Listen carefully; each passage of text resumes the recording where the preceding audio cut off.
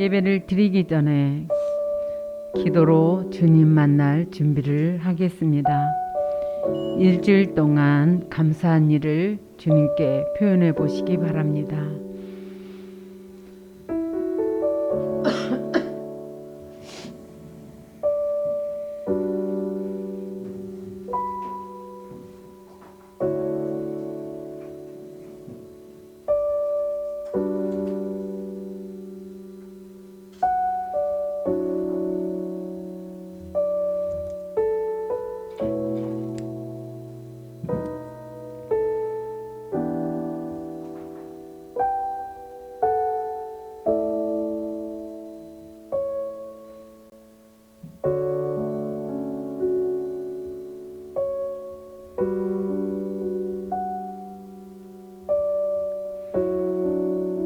회개 기도를 드립니다. 주님, 제가 무엇을 회개할까요? 라고 성령님께 여쭤보시고 성령님께 죄를 깨닫게 해달라고 구하시기 바랍니다.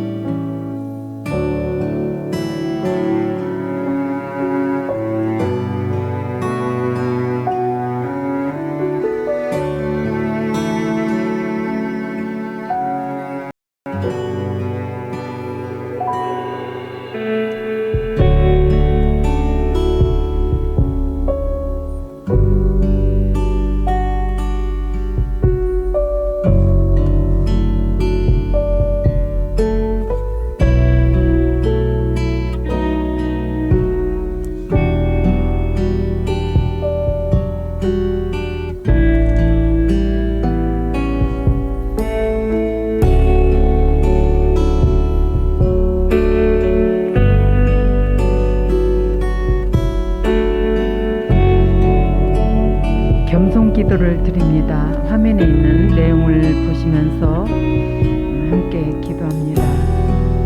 저는 아무 능력이 없습니다. 주님이 돕지 아니하면 저는 아무것도 할 수 없습니다.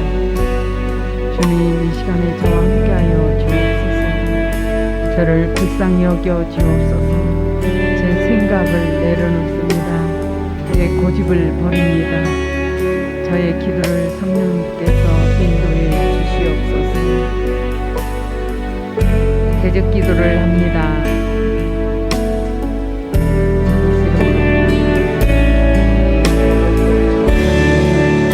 예배를 해방하는 악한 영은 떠나 예수 이름으로 명한다. 예배를 해방하는 악한 영은 예수 이름으로 떠나 예배에 산만하게 하는 악한 영도 떠나갈지어다. 예수 이름으로 명하노니 이 더럽고 착한 영이 떠나갈지어다. 예배에 집중하지 못하게 하는 악한 영이 떠나갈지어다. 예수 이름으로 예배에 집중하지 못하게 방해하는 악한 영도 떠나갈지어다. 예수 이름으로 명하노니 이 더러운 영, 은혜 받지 못하게 방해하는 악한 영은 떠나갈지어다. 예수 이름으로 명한다. 이 더럽고 추악한 영, 혼미하고 잡념, 피곤, 졸음을 가져다주고 분주함과 집중 방해하는 악한 영도 떠나갈지어다. 예수 이름으로 명한다. 세상의 영, 예수 외에 다른 데 관심을 가지게 하는 악한 영도 떠나갈지어다. 예수 이름으로 명하노니 불신앙과 세상 염려, 불안, 두려움도 떠나갈지어다. 예수 이름으로 명한다. 막막함, 답답함, 친밀함의 회복, 방해하는 악한 영도 떠나갈지어다. 예수 이름으로 명한다. 교만함과 반항심, 고집, 완고함과 냉랭함도 떠나갈지어다. 영웅들 광명, 사단이 주님 생각고 떠나갈지어다. 예수 이름으로 명한다.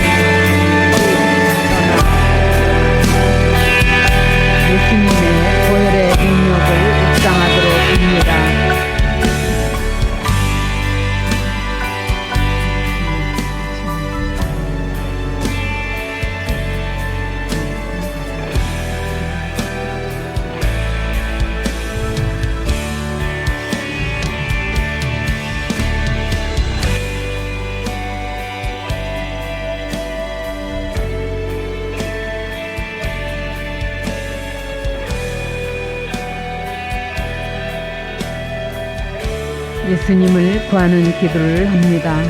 주여라고 통성으로 부르짖어서 기도합니다. 주여,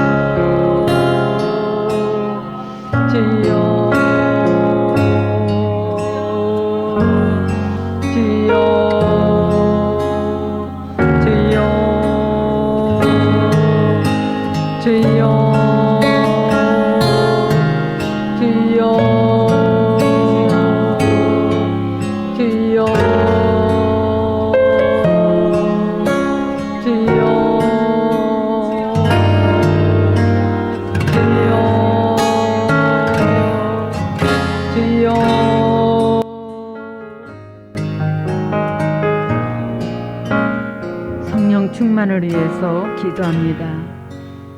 성령여 임하소서. 성령의 기름을 부으소서. 성령여 임하소서. 성령여 임하소서. 성령의 기름을 물 붓듯이 부으소서. 성령여 임하소서.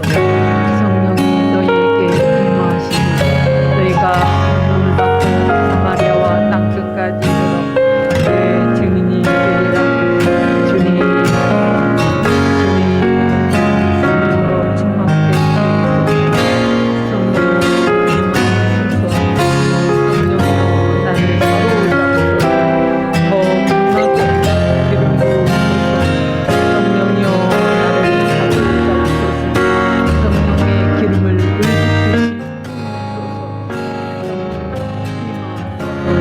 물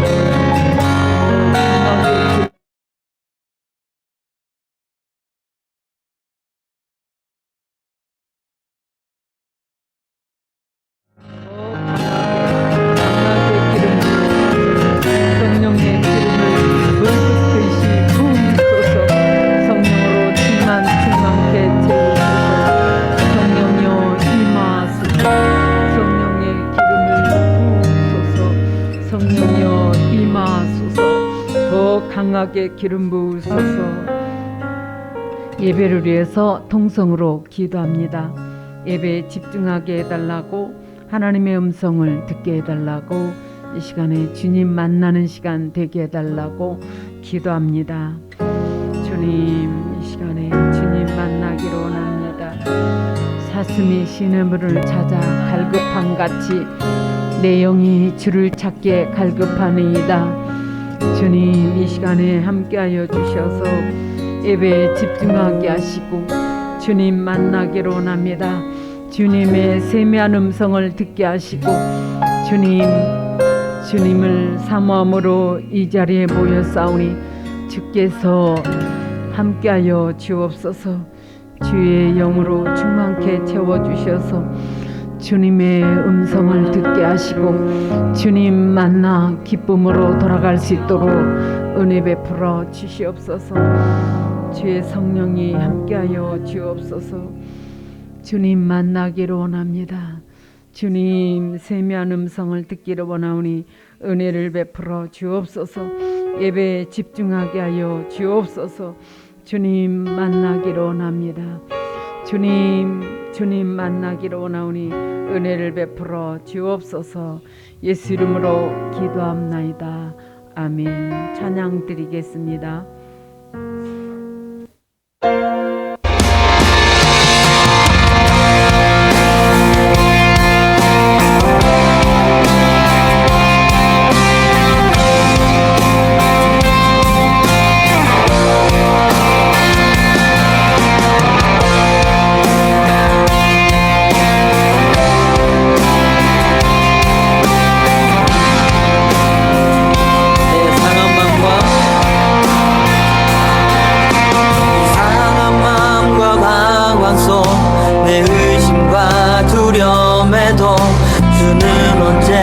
신실하시네.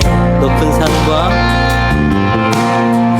산과 골짜기에 나의 삶 모든 계절 속 주 선하심 나를 일으키. 다시 한번 내 상한 마음과 방황 속 내 의심과 두려움에도 주는 언제나 신실하시네. 높은 산과 골짜기에 나의 삶 모든 계절 속 주 선하심 나를 일으키네. 주의 자비하심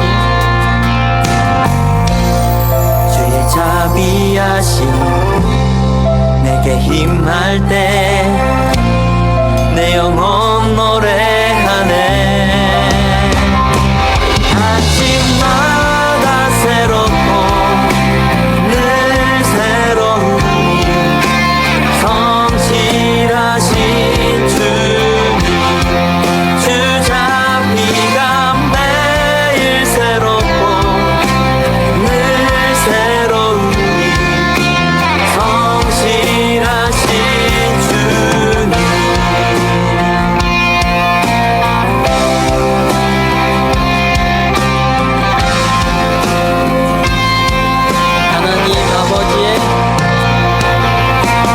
하나님 아버지의 끝없는 사랑으로 내게 모든 것 베푸시네. 하늘의 빛 내려와 하늘의 빛 내려와 광야 같은 내 삶을 주 사랑으로 채워주시네. 주의 자비하심 내게 힘할 때 내 영혼 노래하네. 아침마다 새롭고 늘 새로우니 성실하신 주님, 주 자비가 매일 새롭고 늘 새로우니 성실하신 주. 아침마다 새롭고 아침마다 새롭고 늘 새로우니 성실하신 주님, 주 자비가 매일 새롭고 늘 새로우니 성실하신 주님.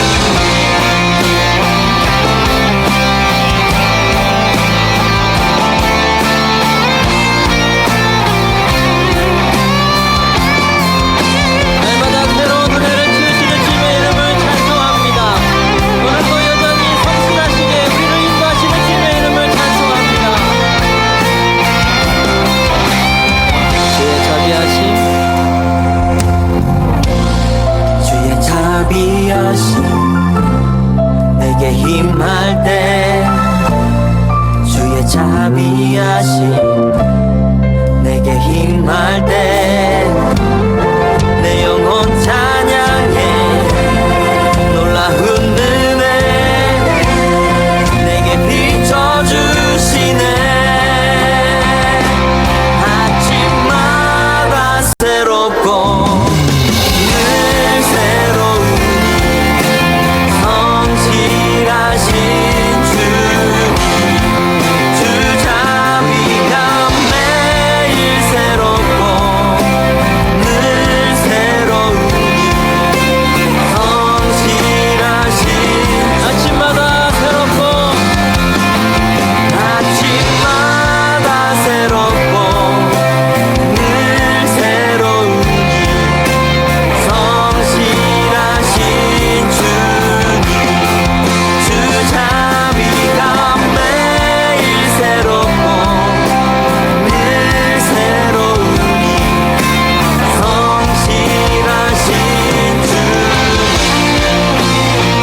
아멘. 성실하신 주님의 이름을 찬송합니다. 날마다 새로운 은혜로 채워주시는 주님의 그 사랑을 찬송합니다. 할렐루야.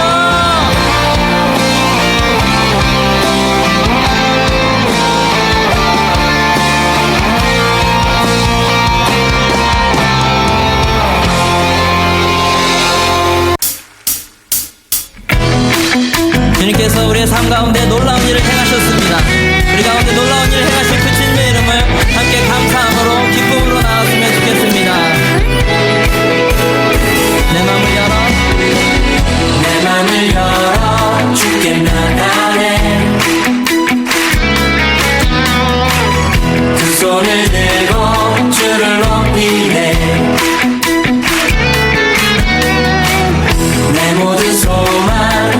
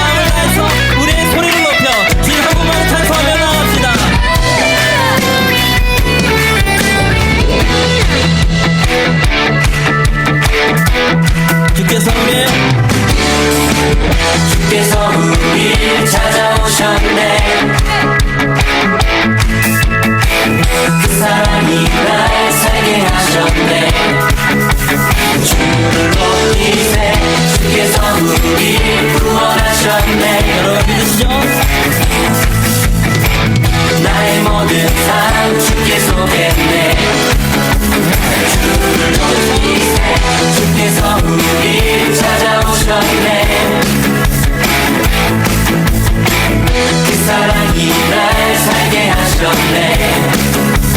주를 높이세 주께서 우리 구원하셨네. 아멘. 나의 모든 삶 주께 속했네. 주를 높이세 우리 모임 중에 임하신 주님. 주가 우리 하나 되게 하셨네. 우리 찬양 중에 거하신 주님. 우리 하나 되어 찬양 드리네. 우리 모임 중에 임하신 주님. 주가 우리 하나 되게 하셨네.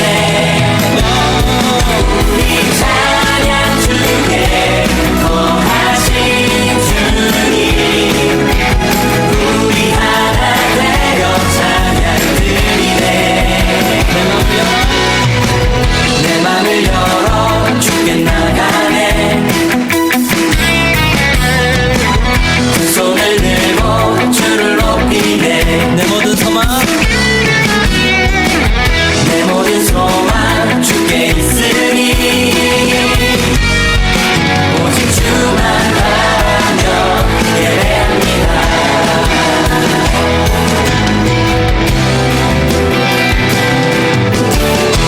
아멘. 우리의 모든 소망 되신 주님, 우리의 찬송을 받으시옵소서. 할렐루야.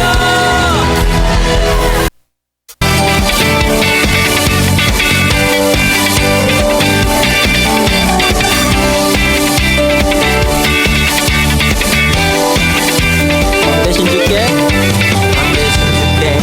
감사하세. 그 사랑 영원하리라. 모든 것 위에 뛰어나신 주, 그 사랑 영원하리라. 찬양 찬양 찬양 찬양. 능력의 손과 표심팔로 그 사랑 영원하리라. 거듭난 영혼들을 위하여 그 사랑 영원하리라. 찬양 찬양 찬양 찬양. 영원히 신실하신 능력의 하나님. 영원히 함께하리.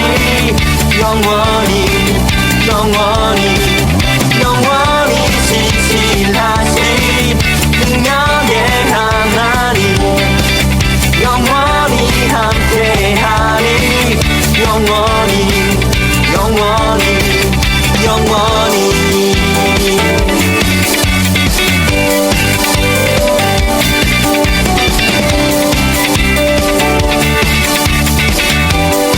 해 뜨는 데서 지는 데까지 사랑 영원하리라. 주 내로 우리 걸어가리. 사랑 영원하리라. 찬양 찬양 찬양 찬양. 영원히 신실하신 능력의 하나님. 영원히 함께하리. 영원히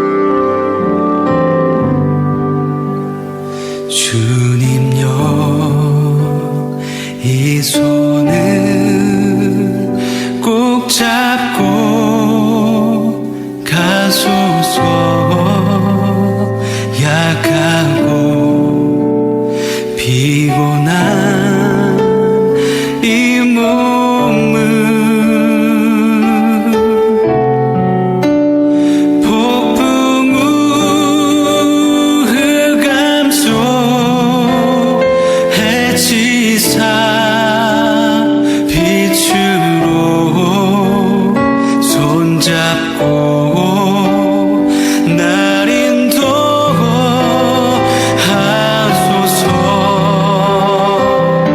주님 여기 있었네. 주님 여기 손을 꼭 잡고 가소서. 약하고 피곤한 이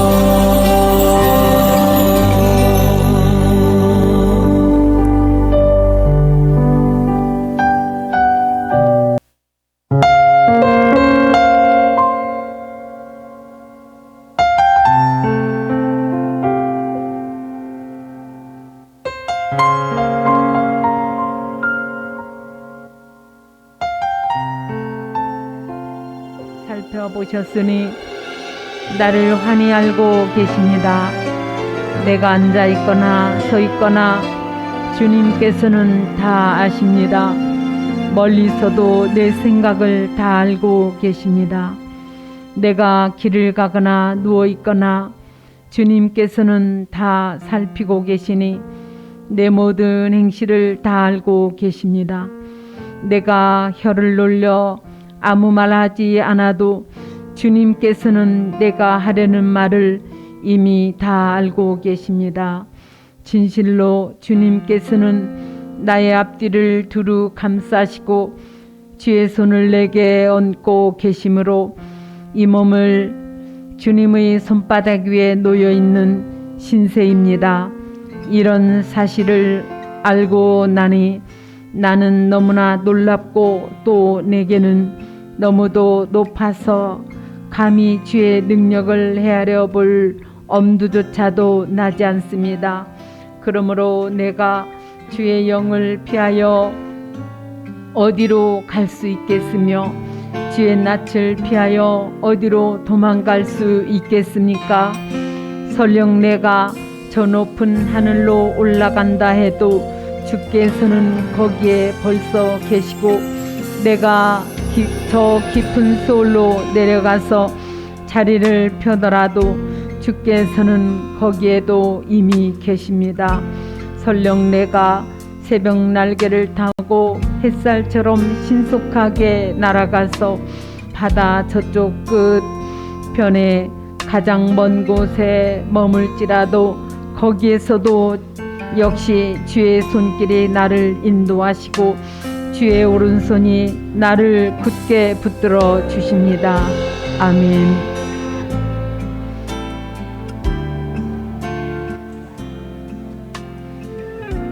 다 함께 사도신경으로 신앙을 고백합니다. 나는 전능하신 아버지 하나님 천지 창조주를 믿습니다. 나는 그의 유일하신 아들 우리 주 예수 그리스도를 믿습니다. 그는 성령으로 잉태되어 동정녀 마리아에게서 나시고 본디오 빌라도에게 고난을 받아 십자가에 못 박혀 죽으시고 장사된 지 사흘 만에 죽은 자 가운데서 다시 살아나셨으며 하늘에 오르셔 전능하신 아버지 하나님 우편에 앉아 계시다가 거기로부터 살아있는 자와 죽은 자를 심판하러 오십니다. 나는 성령을 믿으며 거룩한 공개와 성도의 교제와 죄를 용서받는 것과 몸의 부활과 영생을 믿습니다. 아멘. 334장 위대하신 주를 찬양드리겠습니다.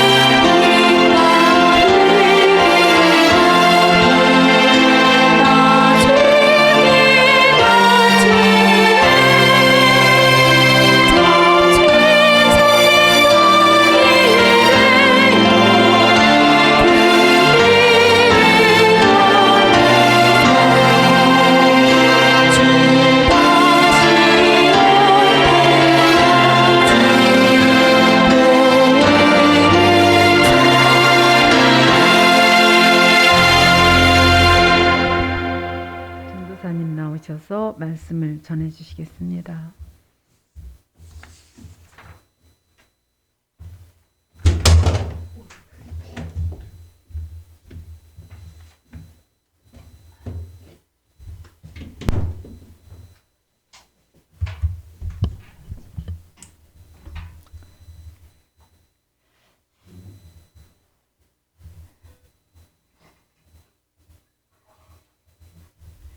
예, 우리는 요즘에 예배 시간에 하는 그런 각 순서에 대해서 좀 살펴보고 있습니다. 예, 그 중에서 제가 지난 시간에 예고해 드린 바와 같이 오늘은 이 헌금에 대해서 말씀을 드릴 건데요. 이 헌금에 관한 설교는 참 하기가 어렵습니다. 돈에 관한 것이기 때문입니다. 반드시 그런 것도 아닌데 돈이 있어야 세상에서 살아갈 수 있다라고 생각을 많이 하시기 때문에 많은 사람들이 이 돈을 자신의 그 삶에 있어서 가장 중요한 것으로 여깁니다. 하지만 사람들이 이 돈에 대해서 예민해한다고 해서 헌금에 대해서 말씀을 안 드릴 수는 없습니다. 예수님의 비유 가운데 3분의 1은 돈하고 관련이 되어 있을 정도로 예수님도 이 천국과 지옥보다도 더 많은 말씀을 하신 것이 돈에 관한 이야기였습니다. 하나님이 우리를 보실 때 중요하게 보시는 그 신앙의 태도 중에 하나가 바로 돈에 대한 그런 태도이기 때문입니다. 이 헌금에 대한 이 설교를 준비하면서 제가 이 인터넷에 나와 있는 이런 글들을 이렇게 찾아서 보다 보니까 어떤 한 댓글에 이 목회자에 대해서 이렇게 써놨더라고요. 일도 안 하면서 하나님 이름 팔아서 먹고 산다고 누가 이렇게 써놓은 거예요. 제가 그걸 보면서 너무 충격 먹었어요. 일을 안 하다니 이렇게도 일을 많이 하는데 본인이 직접 해보시면은 그런 말을 못합니다. 이 돈을 생각을 하면은 제가 생각을 할 때는 사역을 하면은 안 된다고 생각을 합니다. 1% 정도의 대형교회 목사님은 어떤지 모르겠지만 제가 알고 있는 99%의 목회자는 부자가 되기는커녕 살기도 어렵습니다. 제가 해보니까 사역하는 것보다 직장 다니면서 돈을 버는 게 훨씬 더 행복하고 먹고 살기도 쉽더라고요. 보람도 있지만 참 힘듭니다. 제가 혼자서 하는 것도 아니고 우리 목사님하고 둘이서 이렇게 교회를 운영을 해 나가는데요. 저희는 서로 이렇게 다짐을 해요. 우리 서로 아프지 말자. 우리 둘 중에 하나만 아파도 교회가 마비된다. 이런 얘기하면서 다짐하면서 살고 있습니다. 자, 성경에 보면은 돈을 바치는 행위에 대해서 언급을 할 때 나오는 대표적인 두 단어가 헌금과 연보입니다. 이 헌금은 이 바칠 원자에다가 돈 금자를 쓰고 연보는 버릴 연자에다가 도울 보자를 씁니다. 이 영어의 뜻을 보면은 이 헌금은 하나님의 은혜에 대한 보답의 차원으로 드리는 예물, 선물, 그래서 기프트라고 하고요. 연보는 다른 사람이나 어떤 특별한 목적을 위해서 기부금이나 이 성금을 모으는 행위라고 할 수가 있어요. 그래서 컬렉션, 모은다라고 하는 그런 의미가 좀 더 큰 거죠.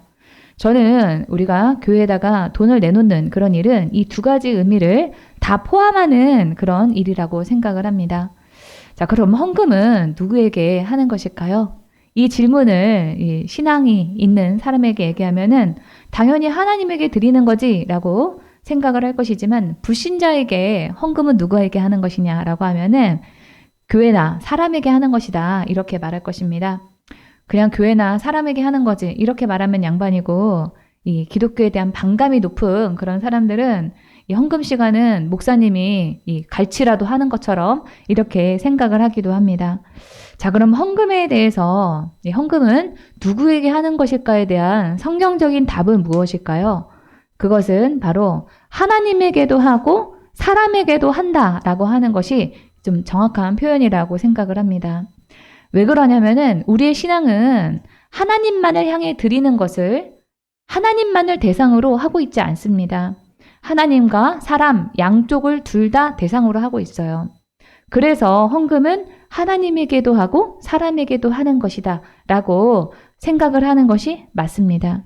수많은 이 하나님의 명령 중에서 가장 중요하고 핵심적인 그런 명령이 무엇이냐라고 묻는 율법학자의 그 질문에 대해서 예수님께서는 마가복음 1장 12장 30절에서 내 마음을 다하고 내 목숨을 다하고 내 뜻을 다하고 내 힘을 다하여 너의 하나님이신 주님을 사랑하여라.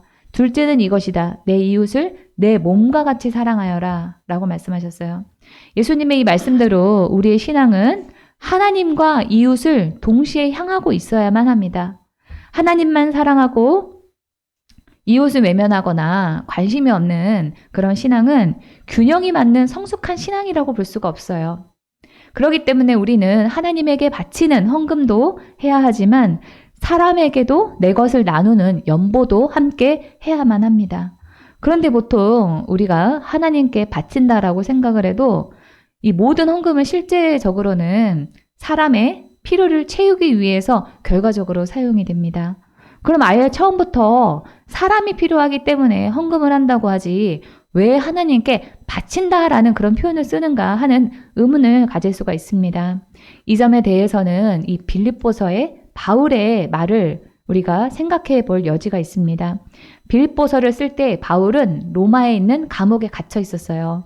이 지도를 보시면은 이 빌립보는 요즘에 이 그리스의 위쪽에 있는 그런 지역이고 또 이탈리아는 이 옆에 바로 반도 로마에 있는 그런 곳이죠. 네. 여기 그리스 위쪽이 이렇게 멀리 떨어져 있는 그런 곳입니다. 이렇게 멀리 떨어져 있는 이 바울을 돕고자 이 빌립보 교회의 사람들은 바울을 도우려고 모금을 해서 에바브로디도라고 하는 사람의 편에 보냈습니다. 그 돈을 받은 바울이 빌립보 교인들에게 이렇게 말합니다. 빌립보서 4장 18절입니다. 나는 모든 것을 받아서 풍족하게 지내고 있습니다. 나는 여러분이 보내준 것을 에바브로디도로부터 받아서 풍족합니다. 그것은 아름다운 향기이며 하나님께서 기쁘게 받으시는 제물입니다. 라고 하는데 여기서 아름다운 향기라고 하는 것은 그 당시에 사람들이 하나님께 헌금을 드릴 때는 동물을 바쳐서 드렸거든요. 그래서 그거를 각을 뜨고 태워서 그 연기를 하나님께 드리는 것을 헌금했다라고 여겼기 때문에 그것이 하나님이 기쁘게 받으시는 제물, 헌금이다라고 말을 하는 거죠. 이 18절에서 실질적인 이 모금의 수혜자, 돈을 쓴 사람은 바울인데 그 일을 하나님이 기쁘게 보신다라고 하는 겁니다. 하나님이 복음을 위해서 헌신하는 바울을 도운 일을 하나님께 드린 것으로 하나님이 평가를 하신다는 거예요. 그렇게 사람을 돕는 일에 헌신한 일에 대해서 하나님께 드린 것으로 동일하게 보고 하나님이 그 헌금을 기쁘게 받으십니다.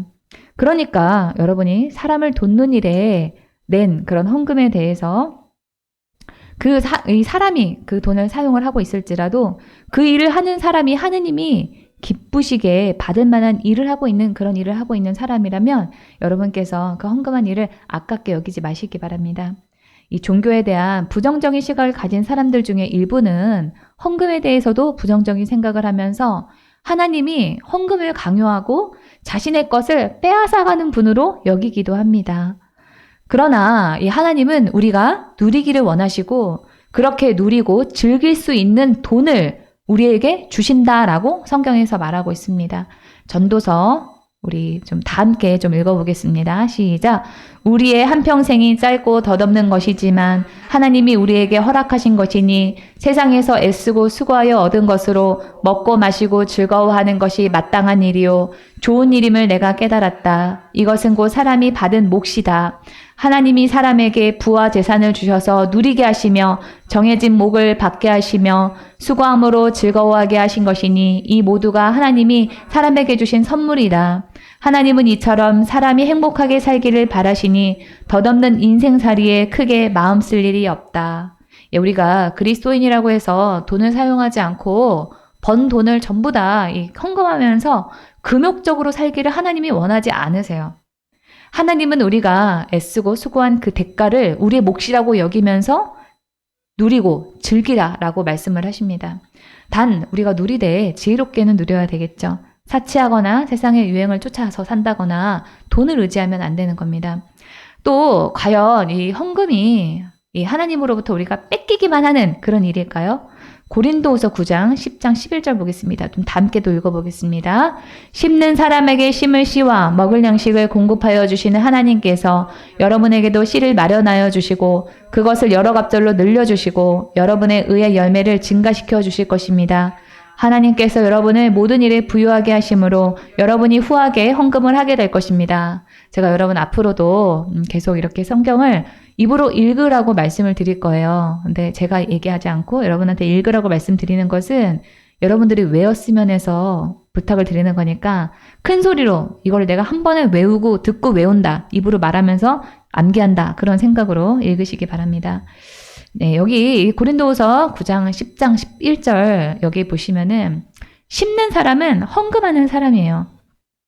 이 하나님 헌금하는 사람에게 다시 헌금을 할 수 있도록 물질인 그 씨를 다시 주시고 먹을 양식도 공급해 주시고 갑절로 불어나게 하실 뿐만 아니라 그 씨앗이 자라나서 열매가 무르익도록 하나님이 은혜를 주셔서 더욱 많은 사람들과 나눌 수 있는 그 거리를 우리에게 주신다라고 하는 말씀으로 요약할 수가 있어요.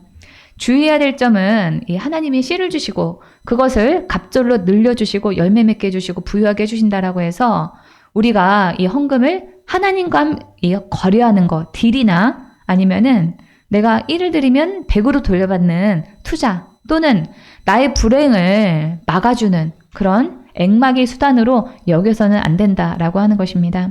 물론 하나님이 우리가 헌신하면은 우리가 어려울 때 도와주신다고는 하셨어요. 시편 50편 14절 보겠습니다. 감사 제사를 하나님께 드리며 너희의 서원한 것을 가장 높으신 분에게 갚아라. 여기서 감사 제사와 서원한 거 이거는 우리가 하나님께 마땅히 드려야 될 그런 것들을 말하는 거예요. 그리고 재난의 날에 나를 불러라. 내가 너를 구하여 줄 것이요 너는 나에게 영광을 돌리게 될 것이다. 그러나 이 말씀이 세상에서의 형통과 복을 구할 때 반드시 헌금을 해야지만 하나님이 그걸 보시고 우리의 그 정성을 보시고 하나님이 도와주시겠다 이런 약속의 말씀은 아닙니다. 저도 여러분들이 100만 원 드리면은 하나님이 1000만 원 억으로 돌려주시니까 헌금하세요. 이렇게 해가지고 정말 그대로 됐으면 좋겠어요. 그러나 하나님은 우리가 헌금했다고 해서 반드시 물질적인 보상이나 이 땅에서의 형통만으로 갚아주시는 것은 아닙니다. 물론 그것도 주시지만 우리가 생각하지 못한, 우리가 생각한 것보다 더 큰 것을 주세요. 그 중에 대표적인 것이 바로 믿음입니다. 이 사도행전에 바나바라고 하는 사람이 나와요.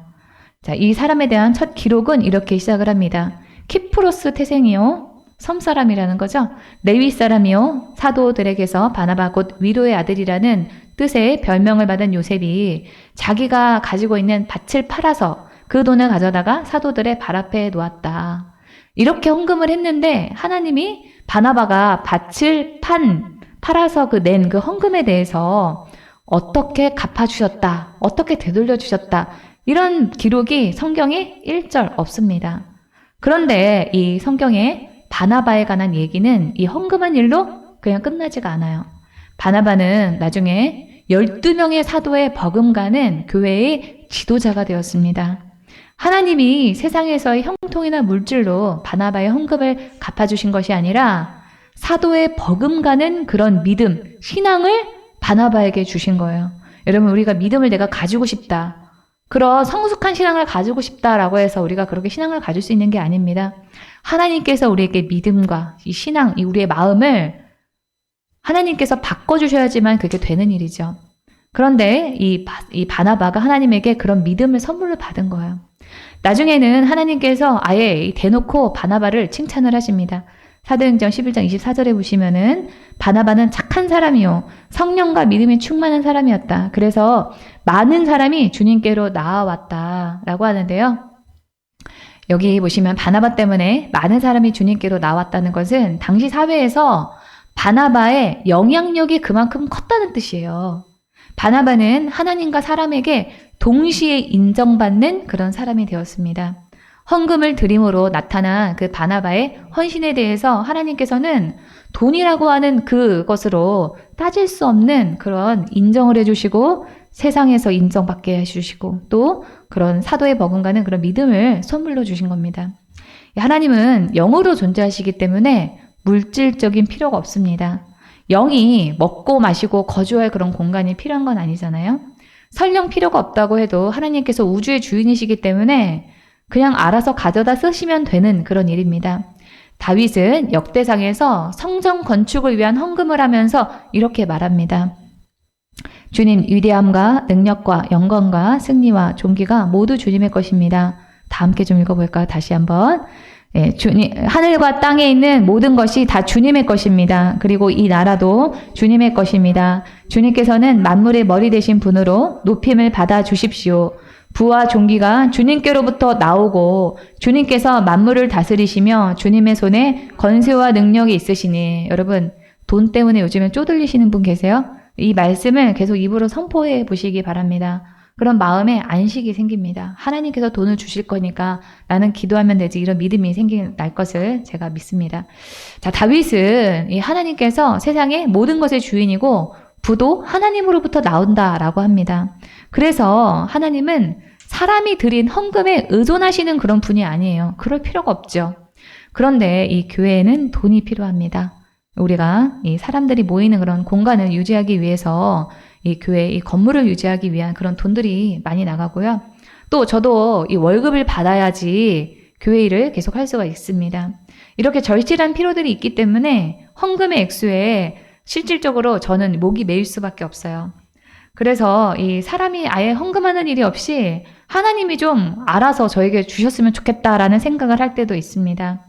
제가 이 걸어가고 있는데 달이나 화성에서 떨어진 운석이 갑자기 제가 딱 받으면은 제가 그걸 팔아가지고 교회 건물도 사고 또 돈도 걱정 없이 사역도 하고 얼마나 좋겠어요. 이 작년에 경매로 나온 달에서 지구로 떨어진 운석의 사진입니다. 이게 한 축구공만한 이런 크기라고 하는데요. 이 가격이 250만 달러, 약 한 30억 원에 이렇게 경매로 나왔다고 그래요. 최소 가격이 경매 가격이니까 그거보다 훨씬 더 많이 팔렸겠죠. 이런 거 한 딱 3개만 하나님이 저에게 주셨으면 좋겠는데, 그럼 하나님한테 제가 여러분들한테 헌금하세요 이렇게 말할 필요도 없이 사람들을 돕고 나눠가면서 사역을 하지 않겠습니까? 네, 그런 날에 오기를 바랍니다.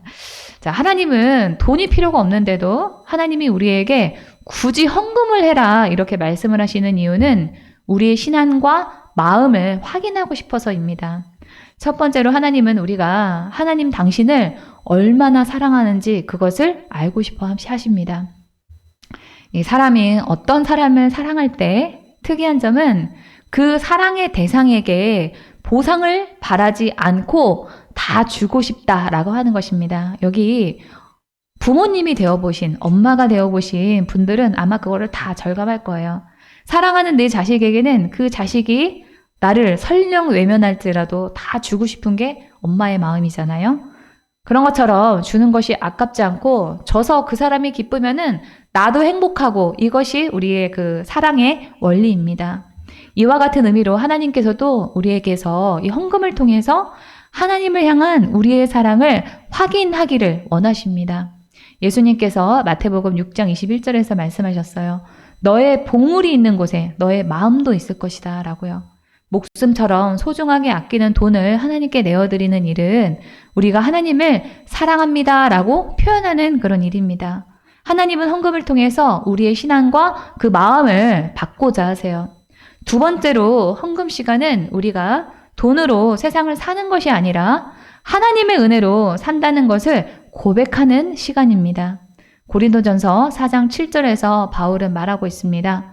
그대가 가지고 있는 것 가운데서 받아서 가지지 않은 것이 무엇이 있습니까? 이 모든 것은 하나님이 주신 것임을 잊지 말라라고 하는 그런 말이에요. 이 사실을 기억하고 고백하기 위해서 나는 돈이 아니라 하나님의 은혜로 이 세상을 살아가는 존재다라고 하는 그런 신앙의 고백으로 우리가 헌금을 하는 것입니다. 바울은 디모데전서 6장 17, 18절에서 이렇게 말합니다. 그대는 이 세상의 부자들에게 명령하여 교만해지지도 말고 덧없는 재물에 소망을 두지도 말고 오직 우리에게 모든 것을 풍성히 주셔서 즐기게 하신 하나님께 소망을 두라고 하십시오. 또 선을 행하고 좋은 일을 많이 하고 아낌없이 베풀고 즐겨 나누어 주라고 하십시오. 이 말씀은 부자에게만 해당되는 그런 말이 아니에요. 부자나 가난한 사람이나 모든 사람에게 다 해당되는 그런 말입니다. 바울은 여기서 돈이 덧없다 이렇게 말하고 있어요. 돈은 있다가도 없을 수 있고 없다가도 있을 수 있는 불확실한 것입니다. 그러니까 우리가 돈에 소망을 두고 살다 보면은 그 끝에는 허망함만 남게 됩니다. 바울은 우리에게 돈을 주시고 그 돈이 주는 즐거움을 누리게 하시는 분은 하나님이라고 명확하게 말하고 있어요. 그런데 많은 사람들이 이 사실을 잊고 돈이 나를 살게 하는 것으로 생각하고 돈이 있고 없음에 따라서 일희일비합니다. 바울은 18절에서 돈이 하나님으로부터 왔음을 깨닫고 하나님의 뜻에 따라서 선용하라 라고 말을 합니다. 네, 선한데 사용하라 라고 하는 거죠. 그것도 마음이 없이 그냥 돈만 주라 라고 하는 것이 아니라 즐겨서 나누어 주라고 함으로써 다른 사람의 결핍과 필요에 대해서 공감하는 마음으로 줄 것을 말하고 있어요. 돈을 하나님이 주시는 것이 아니라 내 노력으로 얻어들이는 것이라고 생각하는 사람은 헌금하기가 굉장히 어렵습니다. 그러나 돈은 하나님이 주신다라고 하는 그 사실을 아는 사람은 헌금이 아깝지가 않습니다. 돈은 하나님이 주시는 거니까요. 그래서 헌금을 하면서도 돈을 주셨음에 대해서 감사하고 또 하나님이 헌금할 돈을 주실 뿐만 아니라 앞으로 더 나아가서 나의 모든 필요를 하나님이 채우실 것을 기대하기 때문에 헌금할 때 주면서도 기쁩니다. 돈이라고 하는 이 불확실하고 덧없는 것을 쥐고 나누지 않는 사람과 내가 나누면 또 하나님이 나에게 부어주실 것이다 라고 하는 기대와 믿음으로 드리고 나누는 사람, 이 둘 중에서 누가 더 행복할까요? 저는 전자보다 후자가 훨씬 더 행복할 것이라고 확신합니다. 세 번째로 이 헌금은 하나님이 세상의 주인 되심을 인정하는 고백을 하나님께 드리는 그런 행위입니다. 다윗은 성전 건축을 위해서 헌금하면서 이렇게 말했습니다. 제가 무엇이며 저의 백성이 무엇이기에 하나님에 비하면은 아무것도 아니라는 거죠. 우리가 이렇듯이 기쁜 마음으로 바칠 힘을 주셨습니까? 모든 것을 주님께서 주셨으므로 우리가 주님의 손에서 받은 것을 주님께 바쳤을 뿐입니다. 다윗은 내가 애를 쓰고 노력해서 헌금할 그런 돈이 생긴 것이 아니라 세상의 주인이신 하나님께서 나에게 주신 돈이기 때문에 다시 하나님께 드리는 것이 마땅하다 이렇게 말했습니다. 하나님이 세상의 주인이라고 하는 그런 생각으로 사는 사람은 돈도 하나님이 만드신 피조물 중에 하나이기 때문에 하나님께서 그 피조물을 움직여서 다시 나에게 주실 것이다 라고 하는 확신이 있습니다. 자신이 하나님의 뜻에 따라서 돈을 쓰면 하나님이 나에게 다시 돈을 줄 것에 대한 것을 알아요. 그래서 자신의 수중에 돈이 있고 없음에 따라서 그 돈을 쓰는 것이 아니라 하나님의 뜻에 따라서 돈을 씁니다. 동시에 하나님이 또 나에게 주실 것을 우리가 확신하기 때문에 돈을 쓰면서도 그 안에 불안한 것이 아니라 안식이 있습니다.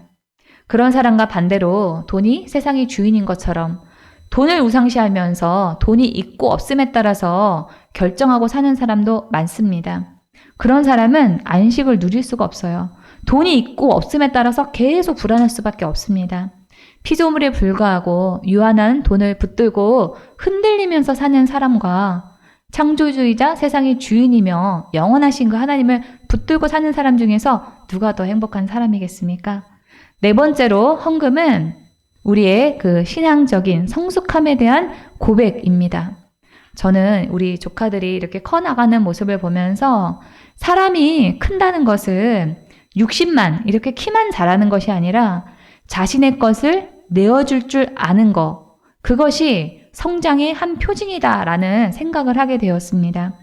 전에는 애가 받기만 하고 자기 것을 내어놓을 줄 모르던 아이가 커나가면서 자신의 것을 남에게 주고 나눌 줄 알게 되는데 그 모습을 보면서 제가 아이고 우리 애가 많이 컸네 이렇게 생각을 하는 거죠. 하나님도 우리를 그렇게 보시지 않을까요? 우리가 전에는 나 또는 우리 가족에게만 돈을 쓰다가 하나님께 드리고 이웃을 위해서 나누는 그 모습을 하나님이 보실 때 하나님께서 와 얘가 이렇게 많이 컸네 이렇게 많이 신앙이 성숙했네 이렇게 평가를 하실 것입니다. 성숙함의 고백으로서의 헌금의 의미는 신약 성경에 나온 이 헌금의 헬라의 의미를 볼 때 우리가 좀 더 구체적으로 생각을 해볼 수가 있습니다. 우리말 성경에는 전부 다 헌금, 구제금, 연보 이런 식으로 번역이 되어 있는데요. 헬라어로는 코이노니아, 디아코네오, 카리스 이렇게 세 가지의 다른 단어로 헌금을 말하고 있습니다. 바울은 로마서 15장 26절에서 마케도니아와 아가야 사람들이 기쁜 마음으로 예루살렘에 사는 성도들 가운데 가난한 사람들에게 보낼 구제금을 마련하였기 때문입니다. 라고 말하고 있는데요. 여기에서 말하는 이 구제금이 바로 코이노니아예요. 여기에 말하는 이 코이노니아, 이것은 교제, 참여, 나누어줌의 의미를 가지고 있습니다. 이 중에서 나누어줌은 우리가 보통 생각을 할 때는 위에서 밑으로 하다라는 것을 생각을 하는데 그런 의미가 아니에요. 동급에서 주는 것, 이것을 코이노니아라고 생각을 하시면 됩니다. 교제를 통해서 같은 신앙을 가진 공감대를 기반으로 연대의식의 표현으로 헌금한 것이 바로 코이노니아입니다. 이 로마서에 등장하는 마케도니아와 아가야 사람들은 실제로는 넉넉한 사람들이 아니었습니다. 그들은 큰 환난에 시련을 겪으면서도 기쁨이 넘치고 극심한 가난에 쪼들리면서도 넉넉한 마음으로 베풀었다라고 바울이 고린도 후서에서 평가하고 있을 정도였어요. 넉넉하고 여유로우면은 대체적으로 나누기가 쉽습니다. 그러나 마케도니아와 아가야 사람들처럼 극심한 가난에 쪼들리면서도 다른 사람을 위해서 베풀기가 쉽지는 않습니다. 그럼에도 이 사람들이 기쁜 마음으로 구제금을 모았다는 것은 내가 처한 그런 어려움만 바라보기보다 다른 사람의 어려움에 공감하면서 내 것을 나누어 줄 만큼 이 마케도니아와 아가야 사람들이 신앙적으로 성숙한 사람들이었다라고 하는 것을 표현하는 거예요. 신약 성경에 이 헌금에 대한 또 다른 헬라어의 표현은 디아코네오인데요. 이거는 고린도후서 8장 20절에 나옵니다. 우리가 맡아서 봉사하고 있는 이 많은 헌금을 두고 아무도 우리를 비난하지 못하게 하려고 우리는 조심합니다. 이 헌금, 여기에 나오는 이 헌금이 바로 디아코네오라고 하는 이런 단어인데요. 이것은 자선이 아니라 섬김 또는 사랑의 봉사의 의미가 있습니다. 이 자선은 위에서 아래로 흘려보내는 것처럼 우리가 생각을 하잖아요. 그런데 이 섬김은 아래에서 위로 향하는 뉘앙스가 있습니다. 이 디아코네오는요, 당신은 섬김을 받을 만한 마땅한 가치가 있습니다라는 존중의 의미를 담아서 헌금을 할 때 이 디아코네오라고 하는 단어를 씁니다. 이 디아코네오는 예수님이 하신 말씀 속에도 있어요. 마가복음 10장 45절 다 함께 좀 읽어보겠습니다. 시작. 인자는 섬김을 받으러 온 것이 아니라 섬기러 왔으며 많은 사람을 구원하기 위하여 치를 몸값으로 자기 목숨을 내주러 왔다. 여기서 사용한 이 섬김이라는 단어가 고린도후서 8장 20절에 나온 디아코네오하고 같은 뜻을 가진 그런 단어입니다. 예수님이 섬기신 것과 같은 태도로 다른 사람을 섬기는 것이 헌금이라는 거예요. 예수님이 하나님으로서 부유한 분이지만 인간의 몸으로 이 땅에 낮아진 그렇게 하신 그 낮아짐을 통해서 목숨을 내놓기까지 한 그 섬김의 표현으로 우리는 헌금을 해야만 합니다. 신약 성경에 나오는 이 헌금에 대한 또 다른 헬라어 표현은 카리스예요. 이것은 고린도후서 8장 4절에 나오는데요. 이 은혜와 성도 섬기는 일에 참여함에 대하여 우리에게 간절히 구하니라고 하는데 여기 개역개정 성경에 은혜로 번역된 헬라어 카리스는 은혜, 호의, 친절의 의미를 담고 있는데 이 바울은 마케도니아 교회의 성도들이 헌금한 일에 대해서 은혜라고 표현을 하고 있습니다. 우리는 보통 이 헌금을 하면은 내가 이 헌금을 받는 상대방에게 은혜를 베푸는 것이라고 생각을 하는데요. 반대로 바울은 여기에서 헌금을 하는 사람이 은혜를 받은 사람이라는 거예요. 왜 헌금을 하는 사람이 은혜를 받은 사람일까요? 하나님으로부터 받은 것을 통해서 다른 사람에게 나누어 줄 것이 있는 것이 은혜고 또 하나님으로부터 받은 은혜에 대한 감사를 하는 것이 헌금이니까 그런 감사의 깨달음이 있는 것도 은혜입니다. 아무나 그런 은혜를 경험할 수 있는 것이 아니에요. 하나님의 은혜를 경험하고 받은 사람만 할 수가 있는 헌금이 바로 이 카리스의 헌금입니다.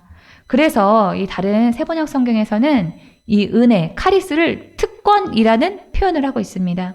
동일한 이 고린도후서 8장 4절을 세번역 성경으로 보시면은 그들은 성도들을 구제하는 특권에 동참하게 해달라고 우리에게 간절히 청하였습니다라고 번역을 하고 있어요. 헌금을 하게 해달라고 부탁을 했다는 거죠.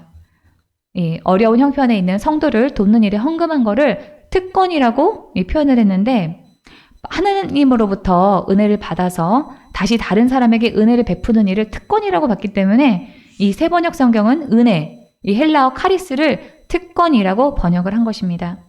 또 헌금을 하는 행위를 통해서 나는 하나님으로부터 은혜를 받은 사람입니다 라는 것을 고백하는 것이기 때문에 그것도 특권이에요. 은혜를 받지 않았다면 헌금을 할 수 있는 그런 기회도 없을 것 아니겠습니까? 제가 앞서 이 신앙의 성숙에 대한 고백으로 헌금을 하는 것이다 라고 말씀을 드렸는데, 헌금에 대한 헬라어 단어인 코이누니아, 디아코네오, 카리스는 신앙에 기회가 있는 사람들만 할 수 있는 그런 헌신입니다.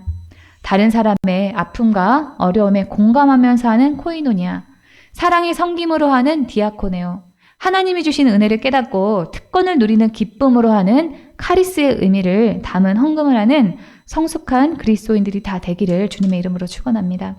말씀을 정리하겠습니다. 헌금 시간은 하나님과 사람에 대한 헌신의 표현이고 사랑의 표현입니다.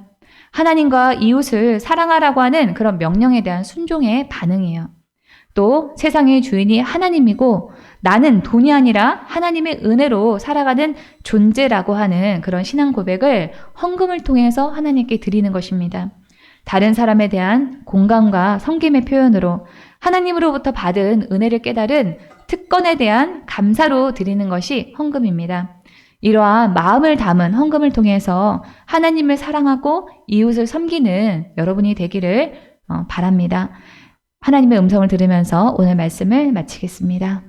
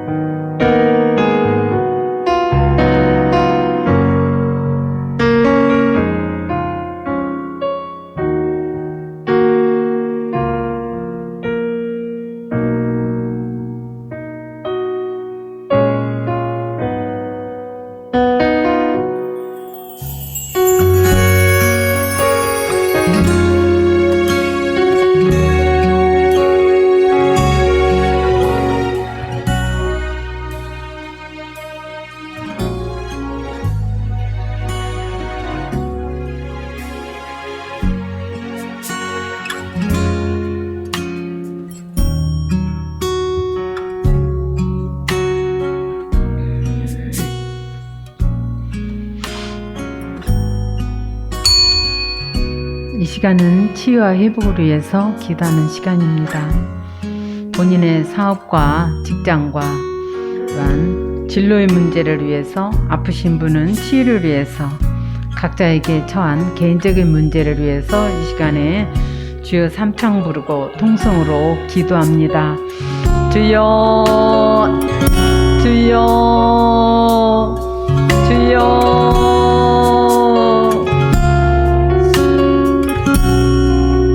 이 시간은 주님께서 함께하여 주시옵소서. 여러 가지 가지고 온 문제가 있습니다. 주님 방법으로 해결하시고 이 시간에 주님의 뜻이 이루어지는 시간 되게 하여 주옵소서. 주님, 나 여호와는 치료 하나님이라 약속하시지 않으셨습니까? 주님, 그 약속대로 아픈 부위를 치료하여 주옵소서. 예수께서 채찍에 맞음으로 나음을 입었나니 이 더럽고 착한 영, 질병을 가져다 주는 악한 영이 떠나 갈지어다. 예수 이름으로 명한다. 이 더러운 영, 질병과 병만은 예수 이름으로 떠나 갈지어다. 예수 이름으로 명한다.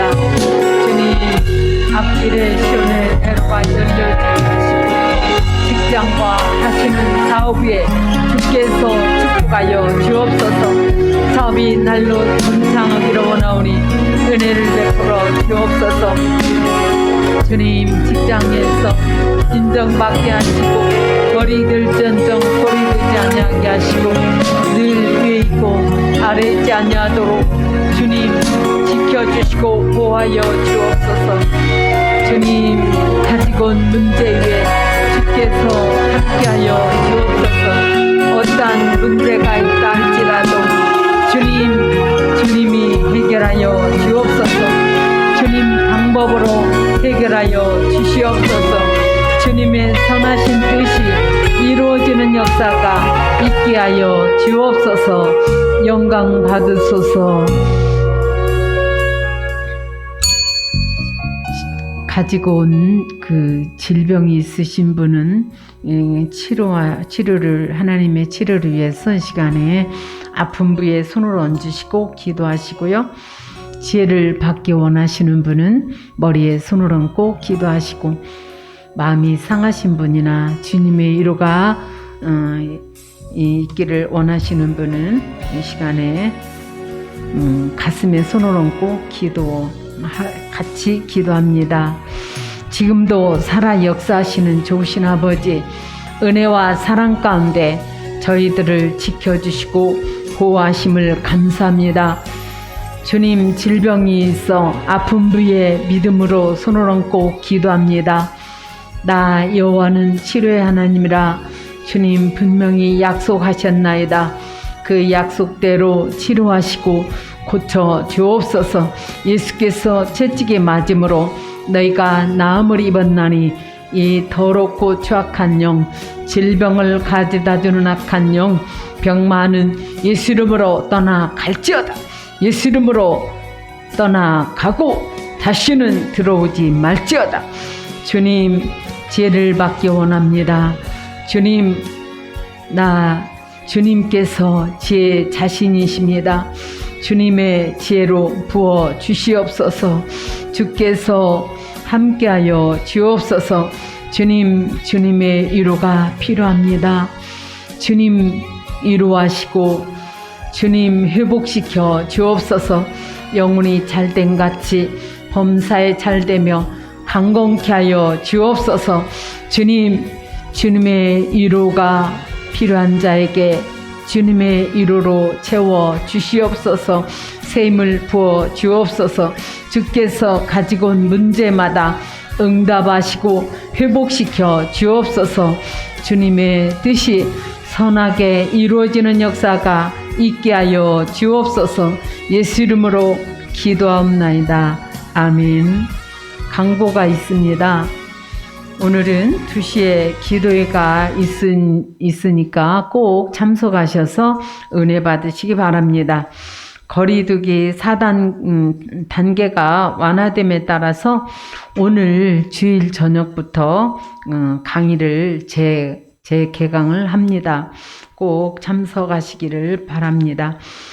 11월부터는 시작되는 위드 코로나 정책에 따라서 두 번째 주에 토요일 날에 그 하루 종일 기도회가 있습니다. 꼭 잊지 마시고 기도회에 참석하셔서 은혜 받으시기 바랍니다.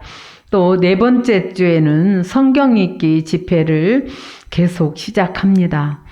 두 번째 주, 네 번째 주 토요일에 시간을 내셔서 꼭 은혜 받으시기를 권면드립니다. 335장 크고 놀라운 평화가를 찬양 드리면서 준비한 예물을 드리겠습니다. 안 가져다 놨네. 얼른 가서 가져.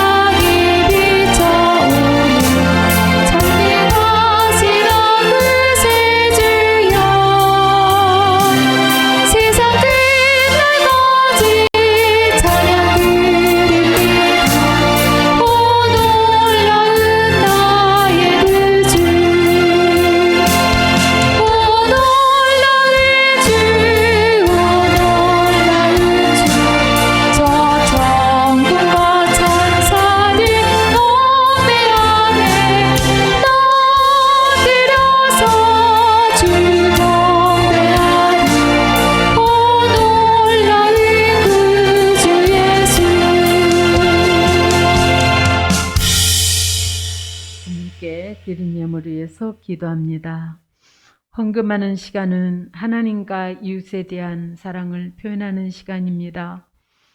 예수님이 나를 위해 이 땅에서 철저히 낮아지고 죽기까지 섬기신 그 은혜를 기억하며 그 섬김과 같은 마음과 태도를 담아 헌금하기를 원합니다. 다른 사람의 필요와 결핍에 공감하고 하나님이 주신 은혜에 대한 기쁨과 감사하는 마음으로 자발적으로 나누고 헌신하는 마음을 우리에게 부어주시고, 그렇게 헌금할 때 다시 심을 씨와 열매를 주시는 하나님의 은혜를 경험하게 하여 주옵소서. 더불어 헌금에 대해 왜곡된 시각이 아니라 성경과 동일한 시각을 가지고 헌금이 주는 은혜와 유익을 누리게 해 주옵소서. 주님께 온전한 10의 1조와 감사의 물과 주일원물을 드립니다. 자원하는 마음과 기쁨으로 드리는 헌금을 주님께서 받으시고 축복하여 주시되 삶과 가정과 하는 일에 축복하여 주옵소서. 예수 이름으로 감사하며 기도하옵나이다. 아멘.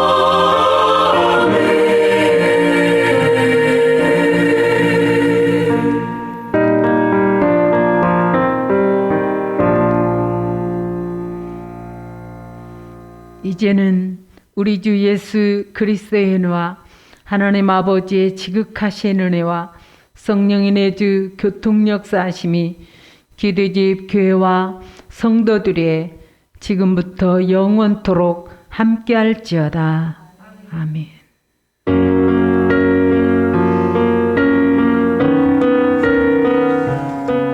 주시고